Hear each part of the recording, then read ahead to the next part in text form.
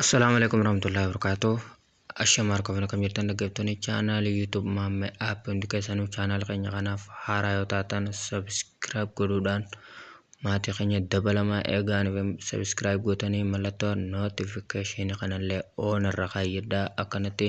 akka barnoonni yeroo gallaqamnu yeroo mara uggusumatti sin qabu video gaadaawwattan like godhuudhaan eegala like numa isinirraan irrisu like tuquudhaan eegala hiriyoota keessaniif share gochuun dagatina daa'imma karaa barnoota keenya aappii dheengadda waliin ilaalesan amma taaskii isaa akkaataatti hojjennu waliin ilaallaa bakka sarchii kanatti maammee aappii gootanii sarchii gootanii chaanaalee keenya telegiraamii keessan keessa galtanii inni kanaadha irra gaddeemtanii meemma liinkii san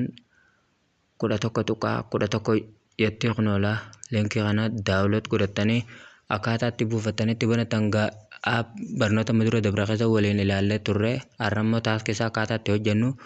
gamoo gadii bakka amma xiyyaan isinitti agarsiisu kana tuqxanii haala hojii isaa chaatii walii barreessuu fi chaanaalii namaa olooftanii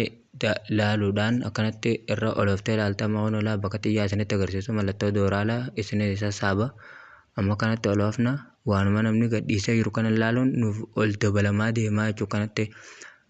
unoo kafooloo goonee fi jarra kana sadeen irratti oloofne ilaaluu dandeenya amma mee ugaanii fi dooraala 5 irra nugee kilim goonee fudhannaa jechuu irratti hune amma 90.38 irra nu jira kaan duwwaadha mee gaddeemnee kilim goonee alaallu chaatiin kiyya waaxiqa sheerruudha qalamafaatillee waaxiqa yeroo kasadaffaa amma guutamee jira waan ta'eef kilimaa goonu kilim godhanne kunoo 95.38 nu dhaqee jira haalli taaskii isaa kana fakkaata haalli itti hojjettan kanaa kunoo ammaas asilallee bakka amma xiyyaan isinitti agarsiisu kana open jaagwaanii fi kunis taaskiin isaa guutamee open san tuqxanii kilim gootanii fudhattanii jechuu kanallee